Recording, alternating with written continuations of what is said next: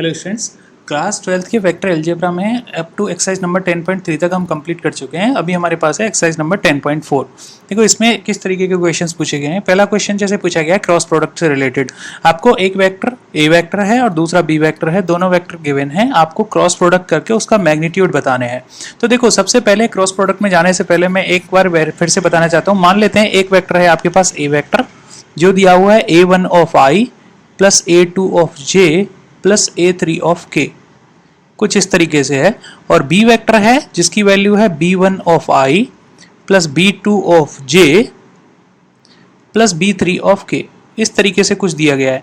जब आपको पूछा जाता है cross product a vector cross b vector, ठीक है, तो आपके पास दो तरीके होते हैं। क्या? या तो आप मैट्रिक्स फॉर्म यूज करो या फिर इंडिविजुअल मल्टीप्लाई करो। इंडिविजुअल मल्टीप्लाई करना थोड़ा सा लेंथी प्रोसेस हो जाता है, बट वेक्टर प्रोडक्ट अगर हम करना है तो हम मैट्रिक्स का यूज कर सकते हैं। तो i j k आप रखिए, इसके बाद a1 a2 a3 b1 b2 b3, ठीक है, ये किया तो इसको एक डिटर्मिनेंट की फॉर्म में लिख दिया आपने। तो यहाँ पे जब आप क्रॉस प्रोडक्ट करोगे तो i के साथ जो वैल्यू आएगी वो हमेशा आती है। जैसे आपने i को चूज किया है, सबसे पहले पहला एलिमेंट ये i लिया जाता है। इसके लिए ये जो एलिमेंट्स होंगे ये हमें i के साथ कोफिशिएंट देंगे। तो i का कोफिशिएंट क्या होगा? a2 b3 minus a3 b2, ऐसे माइनस टाइम्स आता है j। अब j के लिए कौन से कोफिशिएंट होंगे? j के लिए जो j के डाउन में है वो वैल्यूज इंक्लूड नहीं होंगी, बाकी ये दोनों होंगे ऐसे, ठीक है। तो वो होता है a1 b3 minus a3 b1, ऐसे प्लस टाइम्स आएगा k कैप, और k के साथ ये वैल्यूज इंक्लूड नहीं होगी, a3 b3 इंक्लूड होंगी ये वाली ओनली। तो हो जाएगा a1 b2 minus a2 b1, ये होता है क्रॉस प्रोडक्ट। तो इस तरीके से आप जनरली क्रॉस प्रोडक्ट करोगे जब भी दो वेक्टर दिए गए हों। अब आपके पास ए वेक्टर जो दिया गया है ये है, बी वेक्टर ये है। तो अगर आप a1 a2 की वैल्यू निकालो तो a1 a1 है, a2 माइनस 7, a3 है प्लस 7। यस, b1 की जो वैल्यू निकालेंगे आप तो 3, b2 का वैल्यू -2 एंड b3 का वैल्यू +2, ठीक है। अब इन वैल्यूज को जब आप पुट करते हो तो देखो i का कोफिशिएंट क्या आता है? i का कोफिशिएंट है a2b3, a2b3 हो जाएगा a2b3 14 माइनस में माइनस a3b1, a3 क्या है आपका 7 और b1 क्या है आपका 3, तो -21 माइनस टाइम्स ऑफ j। इसके बाद j के साथ क्या है? a1 b3, a1 क्या है आपका 1, b3 है 2, तो 2 माइनस a3 b1, a3 क्या है 7 एंड b1 क्या है 3, तो 21। यस, तो इस तरीके से मेरा मानना बस यही है कि आप इसको यूज करके आप डेफिनेटली कर सकते हो इस क्वेश्चंस को। तो आप इजीली क्वेश्चंस को सॉल्व करिए, तो इन वैल्यूज को पुट करेंगे तो सिंपली आप कर सकते हो इस क्वेश्चन को। जैसे अगर इसी क्वेश्चन को आपको मैट्रिक्स फॉर्म में रिप्रेजेंट करना है तो i j k और आपके पास कोफिशिएंट है 1 -7 +7 3 -2 एंड +2। अब आप सॉल्व करेंगे तो i के साथ जो कोफिशिएंट आएगा वो आएगा शायद 7 मल्टीप्लाइड बाई 2 कितना हो जाएगा? -14 एंड ये कितना है? -2 और 7, तो इट्स ये भी -14, ऐसा माइनस टाइम्स ऑफ j के साथ क्या हो जाएगा? 2 -21 प्लस k कैप के साथ क्या हो जाएगा? 2 माइनस मल्टीप्लाइड बाई 1 तो -2 प्लस टाइम्स ऑफ 21, ऐसे। जब आप इसको सोल्व करेंगे तो i j के कोफिशिएंट्स आएंगे। आपको मॉड्यूलस निकालना है तो आप स्क्वायर रूट में इन वैल्यूज को स्क्वायर करके कोफिशिएंट जो है उनको आप स्क्वायर करके रख सकते हो और जो वैल्यू आएगी वो आएगा आपका मॉड्यूलस, ठीक है। जैसे आप i का कोफिशिएंट क्या है? -28, तो यहाँ पे -28 रखेंगे आप। j का कोफिशिएंट क्या है? -21 में से 2 जाएगा तो 19 बचेगा, माइनस का माइनस माइनस प्लस तो पॉजिटिव 19, एंड यहाँ पे 21 - 2 होगा तो +19, तो +19 यहाँ पे। तो इस तरीके से आप इस क्वेश्चन को सॉल्व कर सकते हो, क्वेश्चन नंबर 1। अब ऐसे ही आपके पास क्वेश्चन नंबर 2 दिया है, find the unit vector perpendicular to each a vector plus b vector and a vector minus b vector where a and this b is this one. देखो आपको a प्लस b और a माइनस b के perpendicular एक vector चाहिए, ठीक है, और वो भी यूनिट वेक्टर होना चाहिए। जब आप दो वेक्टर्स के परपेंडिकुलर, जैसे आपको पता है a vector plus b vector जब आप निकालेंगे इस क्वेश्चन में तो आपको ये मिलेगा 4i एंड 2j और 2j हो जाएगा 4j एंड k हो जाएगा 0, ठीक है। तो आप i और j के परपेंडिकुलर एक वेक्टर चाहते हो, तो आई और जे के परपेंडिकुलर कौन सा वेक्टर होगा? देखो आप जिस प्लेन में वर्क कर रहे हो वो ये है, आई जे और के, ठीक है। तो आई जे के में अगर आप देखते हो तो ये पॉइंट, ये वेक्टर कहाँ पे लाई कर रहा होगा? 4i 4j, 4i 4j कहीं यहाँ होगा। तो एनीथिंग दैट इज के, तो मैं कह सकता हूँ a प्लस बी का जो परपेंडिकुलर होगा वो होगा के वेक्टर, ठीक है, के कैप। ये एक परपेंडिकुलर होगा, क्योंकि जब आप इसके साथ डॉट प्रोडक्ट करोगे 4i प्लस 4j के साथ डॉट प्रोडक्ट करोगे के का, तो 0 आएगा। परपेंडिकुलर की यही कंडीशन होती है। तो जो वेक्टर अवेलेबल नहीं हो, जो यूनिट वेक्टर अवेलेबल नहीं हो आपके वेक्टर में, वही उसके परपेंडिकुलर होगा। जैसे अगर आप a माइनस बी करते हो, a vector minus B vector, तो a vector minus B vector करेंगे तो 3i माइनस आई हो जाएगा 2i, 2j माइनस 2j हो जाएगा 0 माइनस 4k प्लस 4k। अब देखो 2i और 4k के परपेंडिकुलर क्या होगा? j vector. Yes, j cap जो होगा ये परपेंडिकुलर होगा इसके, क्योंकि डॉट प्रोडक्ट यही 0 देगा। तो इस तरीके से आप परपेंडिकुलर वेक्टर निकाल सकते हो। क्वेश्चन पूछा है थर्ड वन में, if a unit vector a vector makes an angle pi by through. देखो क्या होता है कि मेरी जो डायरेक्शंस हैं वो ये हैं कुछ, ओके। यहाँ पे ये है आई कैप, जे कैप एंड के, ओके। अब क्वेश्चन दिया गया है कि एक पॉइंट है कोई यहाँ पे, पी पॉइंट है, जिसके कोऑर्डिनेट्स मान लेते हैं क्या है? एक्स वाई एंड जेड, ठीक है। अब अगर आप ओ पी को मिला दो ओरिजिन से, तो ये होगा आपका ओ पी। तो ओ पी क्या कहता है कि एक्स आई के साथ जो एंगल बनाता है वो है pi by 3 degree, pi by 3 radian. J के साथ जो कोफिशिएंट जो बनाता है वो बनाता है पाई बाई 4 एंड के के साथ एक एक्यूट एंगल है, एक्यूट एंगल मान लेते हैं थीटा है। एक्यूट एंगल का मतलब होता है एंगल लेस देन 90 डिग्री। सो याद रखना, acute means theta less than 90 degree. एक होता है ऑब्ट्यूस, ऑब्ट्यूस का मतलब होता है थीटा लाइंग बिटवीन 90 टू 180, 90 से बड़ा है लेकिन 180 से छोटे है, तो वो होता है ऑब्ट्यूस एंगल। अब क्वेश्चन दिया है आपको ये एंगल है, तो क्वेश्चन पूछा है what is the value of theta and component of A vector. देखो ए वेक्टर के कंपोनेंट भी पूछे हैं, आपको पता है डायरेक्शंस कोसाइन। अगर मैं कॉस ऑफ, अगर आई के साथ अल्फा क्वेश्चन बनाता है ये एंगल अल्फा, और जे के साथ बनाता है बीटा एंड के साथ बनाता है डेल्टा, ओके। तो आपको पता है cos alpha cos beta cos gamma की वैल्यू होती है x divided by mod O P, y divided by mod O P and z divided by mod O P, यही होती है।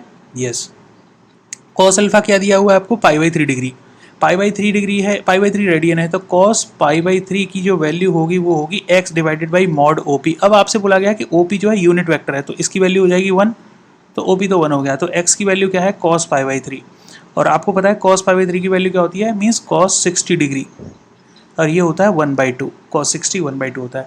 ऐसे ही y की वैल्यू जब आप निकालेंगे तो कॉस बीटा आएगा, और cos beta means cos 45 degree, pi by 4 degree radian, तो ये हो जाएगा 1/√2, ये y आ गया। अब क्वेश्चन आता है जेड क्या होगा? अब जेड के लिए आपको डेल्टा की जरूरत पड़ेगी, तो आपको एक पता होगा कि cos square alpha plus cos square beta एक प्रॉपर्टी थी, प्लस कॉस स्क्वायर डेल्टा हमेशा 1 होता है। यस, तो आपको पता है कॉस स्क्वायर अल्फा जब आप करेंगे तो 1/2 square plus 1/√2 square plus cos square delta should be equal to 1। तो जब आप कॉस स्क्वायर डेल्टा वैल्यू निकालेंगे तो वो आएगा 1 माइनस 1/4 माइनस 1/2। यस, और जब आप इसको सॉल्व करेंगे तो 4 माइनस 1 माइनस 2, तो ये हो जाएगा 1/4। आपको पता है कॉस स्क्वायर डेल्टा की वैल्यू 1/4 है, तो कॉस डेल्टा की वैल्यू क्या होगी? 1/2। तो डेल्टा एंगल कितना आ जाएगा? डेफिनेटली पाई बाई 3 रेडियन, क्योंकि 60 डिग्री पे होता है। तो थीटा की जो वैल्यू है वो है पाई बाई 3 अगेन। अब क्वेश्चन पूछा है ए वेक्टर भी बताना है आपको, तो x मिला आपको 1/2, y मिला 1/√2, तो z की वैल्यू क्या होगी? आपको पता है z is equal to cos delta, और cos delta is cos pi by 3 that is 1/2। तो एक्स वाई जेड जो आपको मिले हैं वो क्या मिले हैं? x इज इक्वल टू मिला है 1/2, y मिला है 1/√2 एंड z मिला है आपको 1/2 अगेन। तो इसका जो ए वेक्टर होगा वो क्या होगा? 1/2 times of i plus 1/√2 times of j plus 1/2 times of k, ये होगा आपका ए वेक्टर। ठीक है, इस तरीके से आप ए निकाल सकते हो। अब जैसे एक क्वेश्चन और पूछा है, so that a minus B multiplied by a plus B is equal to 2 times of a plus B, A multiplied by b। तो आप क्या करो, मान लो a is equal to a1i plus a2j plus a3k assume कर लो, ठीक है। और b का वैल्यू जो मान लो आप एक नया vector b1i plus b2j plus B3K ऐसे मान लेते हैं। अब जब आप A क्रॉस B करेंगे तो A क्रॉस B की वैल्यू क्या होगी, A vector cross B vector की जो वैल्यू होगी वो होगी I J K, डिटर्मिनेंट में डाल देता हूँ ये सारी values, A1 B1 A2 B2 A3 B3। Yes, जब आप इसको सॉल्व करोगे तो I के साथ आपको मिलेगा A2 B3 minus B2 A3 ऐसे मिलेगा, माइनस J के साथ आपको मिलेगा A1 B3 minus B1 A3 plus K के साथ आपको मिलेगा क्या, A1 B2 minus B1 A2 ऐसे मिला। अब देखो, अगर आप ध्यान से देखो तो आप I के साथ जो कोफिशिएंट दिए हुए हैं ये, और J के साथ K के साथ, अगर ये वैल्यूज़ हमें मिला A क्रॉस B का प्रोडक्ट, अगर मैं A माइनस B करता और B A प्लस B करता तो क्या क्रॉस प्रोडक्ट होता, तो ये नया जो right hand side left hand side को मैं देखता तो ये कुछ ऐसा होता, I J K, A माइनस B में क्या होता, A1 minus B1 A2 minus B2 A3 minus B3, और A प्लस B क्या होता, A1 plus B1 A2 plus B2 A3 plus B3, यही होता। जब आप इसका क्रॉस प्रोडक्ट करेंगे तो डेफिनेटली ये मिलेगा 1/2 टाइम्स ऑफ इसको। जब आप क्रॉस प्रोडक्ट करेंगे तो जब इसको आप क्रॉस प्रोडक्ट करेंगे ये कुछ ऐसा मिलेगा, A क्रॉस B जैसा ही, ठीक है, A क्रॉस B जैसा मिलेगा लेकिन 1/2 मिलेगा, तो 1/2 times of A cross B आपको ये मिलेगा। तो जब आप इसको सॉल्व करेंगे तो ये इस तरीके से इसको आप सेटिस्फाई करा सकते हो right hand side and left hand side को, ठीक है। इसमें नॉर्मली इतना ही करना होता है। एक क्वेश्चन और दिया हुआ है 2i plus 6j plus 27k को क्रॉस प्रोडक्ट किया है, i लैम्डा एंड म्यू से क्रॉस प्रोडक्ट आया है 0। तो देखते हैं चलो क्या होता है, i j k cross product करेंगे तो 2 6 27 1 lambda and mu is equals to क्या हो जाएगा, i के साथ हो जाएगा 6 mu minus 27 lambda minus j के साथ क्या हो जाएगा, j के साथ हो जाएगा 2 म्यू माइनस 27 प्लस k के साथ क्या होगा, k के साथ होगा 2 लैम्डा माइनस 6। अब ये होना चाहिए 0 के, इसका मतलब हर एक कोफिशिएंट 0 होगा, तो आप कह सकते हो 2 lambda minus 6 is equal to 0, तो लैम्डा की वैल्यू हो गई 3। यहाँ से आप कह सकते हो 2 mu minus 27 is equal to 0, तो म्यू की वैल्यू क्या हो जाएगी 27 डिवाइडेड बाई 2। यस, इसका मतलब 6 म्यू माइनस 27 लैम्डा 0 होना चाहिए, 6 mu minus 27 lambda must be equal to 0। अब देखो 6 म्यू की वैल्यू क्या आई है 27 divide by 2 minus 27 into lambda की वैल्यू क्या आई है 23, सो 27 इंटू 3 इज इक्वल टू 0 आया है। यस, इसका मीनिंग हो गया कि जो लैम्डा है वो है आपका 3 और म्यू है 27/3, ये आपके आंसर आ गए। तो इस तरीके से क्रॉस प्रोडक्ट को आप यूज़ करके इस क्वेश्चन को भी सॉल्व कर सकते हो। नेक्स्ट क्वेश्चन दिया हुआ है, given A vector dot B vector is equal 0 and A cross B is 0, means बोलता है कि ए वेक्टर और डॉट बी वेक्टर जब आप करते हो तो आंसर आता है 0। इसका मीनिंग हो गया कि mod A mod B cos theta is 0। Yes, second बोलता है कि क्रॉस प्रोडक्ट भी 0 है, तो आप बोलोगे mod A cross mod B sine theta N cap is 0। अब ये दोनों जब 0 हो रहे हैं इसका मीनिंग क्या है, देखो इसका मीनिंग ये है अगर थीटा की वैल्यू की वजह से 0 हो रहा होता तो पॉसिबल नहीं है, क्योंकि यहाँ पे अगर थीटा 0 होता है, थीटा 90 होता तो कॉस थीटा 0 हो जाता, लेकिन यहाँ थीटा 90 होने पे मैक्सिमम होता। इसका मीनिंग ये है डेफिनेटली आइदर ए और बी इज 0। सो मैं कह सकता हूँ आइदर ए वेक्टर और बी वेक्टर इज 0 वेक्टर, इन दोनों में से कोई एक 0 वेक्टर जरूर है, आइदर ए हो या बी हो या फिर दोनों भी हो सकते हैं, ठीक है। तो ये इसका आंसर होगा। क्वेश्चन नंबर 7 बोलता है कि वेक्टर ए बी सी हमें दिया हुआ है और ए वेक्टर को ऐसा अज्यूम किया है, बी वेक्टर को ऐसा, सी वेक्टर को ऐसा। तो क्वेश्चन पूछा है so that this one is equal to this one. कोई इशू नहीं है, आप नॉर्मली आप लेफ्ट हैंड साइड लेके चलिए फिर राइट हैंड साइड लेके चलिए, दोनों को इक्वल आप ट्रीट करा दीजिए, वो हो जाएगा। आप सिंपल है। क्वेश्चन कहता है आइदर ए वेक्टर इज 0 और B vector is 0, then A cross B is 0, इस converse is true, means A cross B अगर 0 आता है तो क्या हम ऐसा कह सकते हैं, जी नहीं।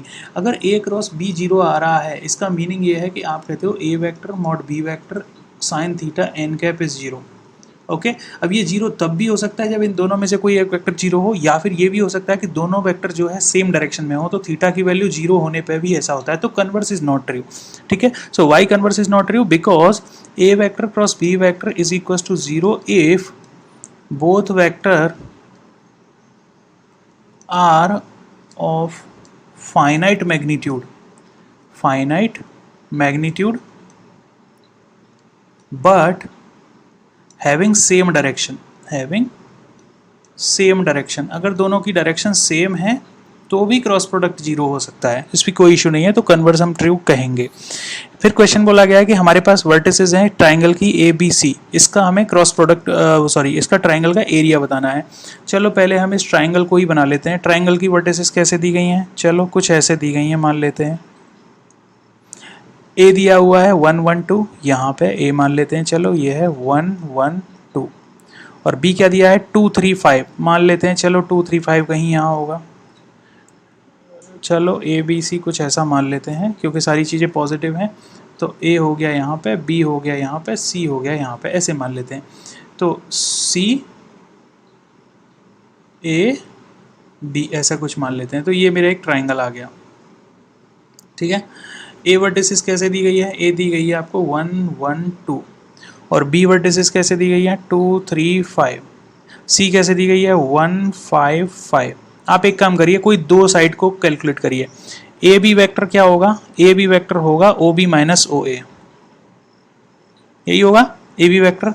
तो बी वेक्टर माइनस ए वेक्टर तो कर दो, तो आप क्या होगा 1 ऑफ आई प्लस 3 में से 1 जाएगा तो 2 ऑफ जे प्लस 5 में से 2 जाएगा तो 3 ऑफ के, ये हो गया ए बी वैक्टर। ठीक है, अब मान लेते हैं हम ए सी वैक्टर, तो ए सी क्या होगा? ओ सी माइनस ओ ए। ओ सी माइनस ओ ए का मतलब है सी में से ए माइनस हो जाएगा, तो 0 आई, 5 में से 1 गया तो 4 जे, 5 में से 2 जाएगा तो 3 के, सो 3 के। ये मेरे पास दो साइड्स आ गई। अब मेरे को पता है ट्राइंगल का एरिया जो होता है 1/2 times of mod of A vector cross B vector, means A B and A C, दो साइड्स का क्रॉस प्रोडक्ट। अब दो साइड्स का क्रॉस प्रोडक्ट जब आप निकालोगे तो देखो क्रॉस प्रोडक्ट क्या होगा? आई जे के 1 2 3 0 4 3, तो आई के साथ जो कोफिशिएंट आएगा वो आएगा 6 माइनस 12, माइनस जे के साथ जो कोफिशिएंट आएगा वो आएगा 3 माइनस 0, और प्लस के साथ जो कोफिशिएंट आएगा वो आएगा 4 ओनली। ठीक है, तो आप बोलोगे कि क्रॉस प्रोडक्ट की जो वैल्यू होगी वो होगी -6i minus 3j plus 4k। ठीक है, और जब आप इसका मॉड निकालोगे तो मॉडुलस हो जाएगा square root of 6 square plus 3 square plus 4 square, तो ये हो जाएगा 25 प्लस 36, यस, तो हो जाएगा स्क्वायर रूट ऑफ 61। ठीक है, अब एरिया क्या होता है? एरिया होता है 1/2 times of multiplied by A B cross A C, तो मॉड में, तो square root of 61 divided by 2, ये आपका एरिया आ जाएगा। यूनिट स्क्वायर कर देंगे तो ये आपका एरिया आ गया, ट्राइंगल का एरिया। अब जैसे क्वेश्चन पूछा है कि find the area of a parallelogram, देखो पैरेललोग्राम का जो एरिया होता है, बोला गया है कि एडजेसेंट साइड्स ये हैं। ठीक है, तो पैरेललोग्राम का जो एरिया होता है वो होता है modulus of cross product of two adjacent sides. दो एडजेसेंट साइड्स जो होंगी उनका क्रॉस प्रोडक्ट अगर आप करते हो तो पैरेललोग्राम का एरिया मिलेगा। अब आपको बोला है एडजेसेंट साइड ए वेक्टर और बी वेक्टर है, तो क्रॉस प्रोडक्ट निकालो जरा इनका। आई जे के क्रॉस प्रोडक्ट क्या होगा? 1 माइनस 1 3 2 माइनस 7 1, आई के साथ जब कोफिशिएंट निकालेंगे तो आएगा -1 प्लस 21, माइनस जे के साथ जब आप कोफिशिएंट निकालेंगे तो 1 माइनस 6, प्लस के साथ जो कोफिशिएंट निकालोगे तो -7 प्लस 2। आप बोलोगे this will be 20 times of I plus 5 times of J and -5 times of के। ठीक है, तो जब आप इसका मैग्नीट्यूड निकालोगे तो हो जाएगा square root of 400 plus 25 plus 25, तो स्क्वायर रूट ऑफ 450 इसका एरिया आएगा यूनिट स्क्वायर। ये होता है पैरेललोग्राम का एरिया। ठीक है, इस तरीके से आप पैरेललोग्राम का एरिया निकाल देते हैं। अब क्वेश्चन पूछा है next 11 number, A and B vector are there such that mod A is square root 3 only, mod B is square root 2/3, then A cross B is, अगर एंगल बिटवीन यूनिट वेक्टर है तो A vector cross B vector का जब इसने magnitude निकाला है तो ये आता है यूनिट वेक्टर। तो ये होता है actually A vector cross B vector जब आप निकालेंगे तो mod A mod B sine theta, तो ये 1 है इसका मैग्नीट्यूड। ओके, तो 1 must be equal to 3 multiplied by square root 2 divide by 3 sine theta. Yes, 3 से 3 कैंसिल, तो साइन थीटा की जो वैल्यू होगी वो हो जाएगी 1 स्क्वायर रूट 2, और ये थीटा इक्वल्स टू 45 डिग्री के लिए होता है जिसकी वैल्यू होती है π/4 रेडियन। ये π/4 रेडियन, तो ये आपका आंसर होगा। अब क्वेश्चन दिया है 12th number, area of a rectangle. देखो, चाहे पैरेललोग्राम हो या रेक्टेंगल हो, दोनों के केस में आपका एरिया जो होता है दो साइड्स का क्रॉस प्रोडक्ट करने के बाद जो मैग्नीट्यूड आएगा वही होता है। अब आपके पास जो क्वेश्चन दिया हुआ है उसमें दी हुई है वर्टिसेस ऑफ रेक्टेंगल। अब रेक्टेंगल की जो वर्टिसेस दी गई हैं, फर्स्ट वर्टिसेस ये है, सेकंड, थर्ड एंड फोर्थ। आप क्या करो, दो साइड निकाल लो, इनकी वजह से और इसकी वजह से, तो दो साइड निकालो, दोनों का क्रॉस प्रोडक्ट करो, उसका मैग्नीट्यूड निकालो, जो एरिया है जो वैल्यू आएगी वही होगा आपका एरिया। तो क्रॉस प्रोडक्ट हमेशा ऐसे ही निकाला जाता है। ठीक है, तो रेक्टेंगल हो या पैरेललोग्राम हो, फॉर्मूला दोनों के लिए सेम होता है। आप इस तरीके से इस एक्सरसाइज को सॉल्व कर सकते हो।